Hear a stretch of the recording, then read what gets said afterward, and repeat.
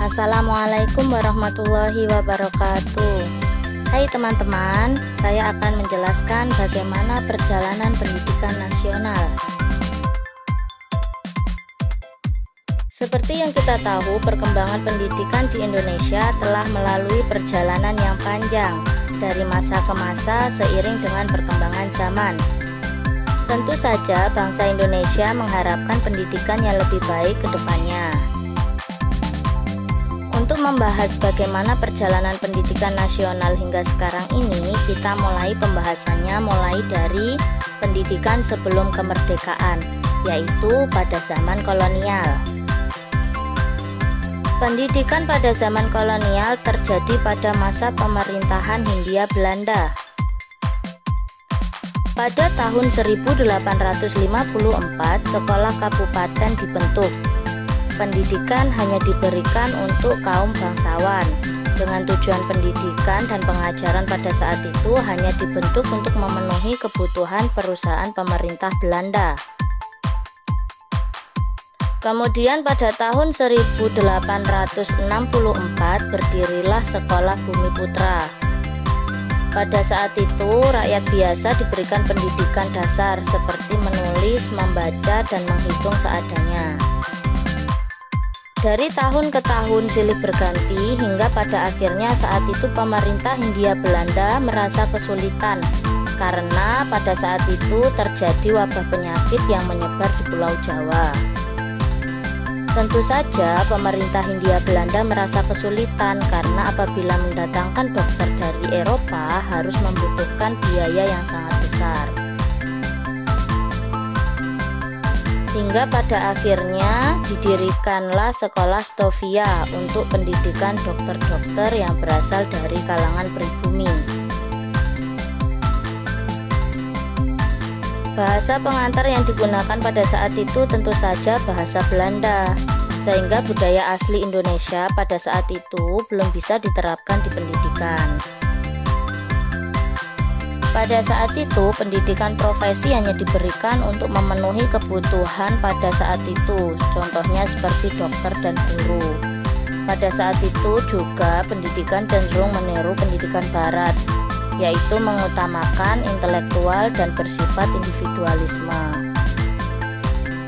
Hingga pada tahun 1920 menjadi gabungan kesadaran kultural dan kebangkitan politik di Indonesia, dan timbullah cita-cita baru sebagai jaminan dari kemerdekaan dan kebangsaan kebudayaan bangsa yang bisa menjadi pokok sistem pengajaran di Indonesia. Hingga pada akhirnya tahun 1922 dapat didirikannya Taman Siswa di Yogyakarta.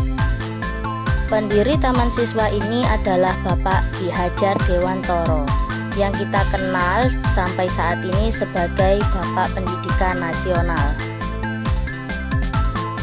Kita ingat semboyan beliau, yaitu Ing ngarsa sung tulodo ing madya mangun karso tutwuri handayani.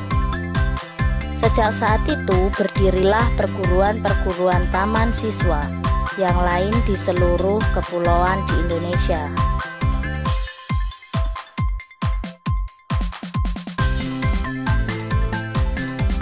Selanjutnya kita bahas mengenai pendidikan setelah kemerdekaan.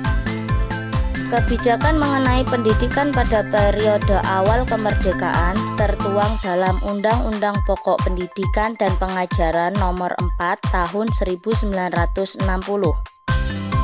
Sejak pada saat itu, semua kegiatan pembelajaran harus dilaksanakan berdasarkan kurikulum yang diterapkan dan ditetapkan oleh pemerintah Indonesia. Adapun kurikulum yang pernah berlaku di Indonesia antara lain yaitu 1. Rencana Pembelajaran 1947 yang menekankan pada pembentukan karakter manusia yang berdaulat dan sejajar dengan bangsa lain.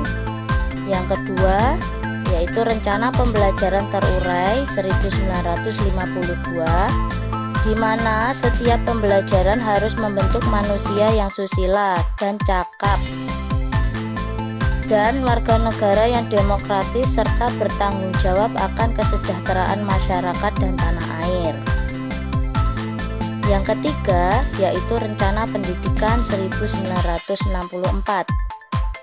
Pembelajaran dipusatkan pada program Pancawardhana, yaitu pengembangan moral, kecerdasan, emosional atau artistik, keprigelan atau keterampilan, dan jasmani. Yang selanjutnya ada kurikulum 1968 yang fokus pada pembinaan jiwa Pancasila, pengetahuan dasar, dan kecakapan khusus.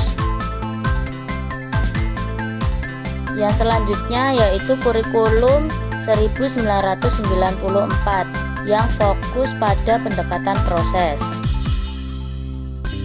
Yang selanjutnya yaitu kurikulum berbasis kompetensi atau KBK tahun 2004, kurikulum tingkat satuan pendidikan atau KTSP 2006. Selanjutnya yaitu kurikulum 2013. Dan dengan adanya proses yang panjang tersebut, saat ini sedang dikembangkan yaitu kurikulum merdeka. Menurut Rian Iwinsyah tahun 2020, Merdeka Belajar menjadi salah satu program inisiatif Menteri Pendidikan dan Kebudayaan yang ingin menciptakan suasana belajar yang bahagia dan suasana yang menyenangkan. Dalam model pembelajaran blended learning.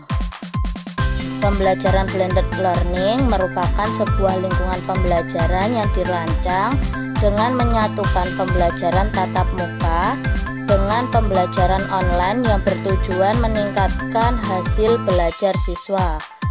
Hal ini mendukung teori di mana Merdeka Belajar membebaskan siswa maupun guru mendapatkan sumber informasi dan media pembelajaran. Oleh karena itu, saat ini perumusan kurikulum merdeka sebagai model pendidikan di Indonesia dirasa pantas dan mampu melepaskan belenggu yang belum memerdekakan peserta didik atau siswa pada masa sebelum dan sesudah kemerdekaan. Demikian tadi perjalanan pendidikan nasional mulai dari yang pertama sampai akhirnya pada saat ini kurikulum merdeka. Sekian dari saya, terima kasih. Wassalamualaikum warahmatullahi wabarakatuh.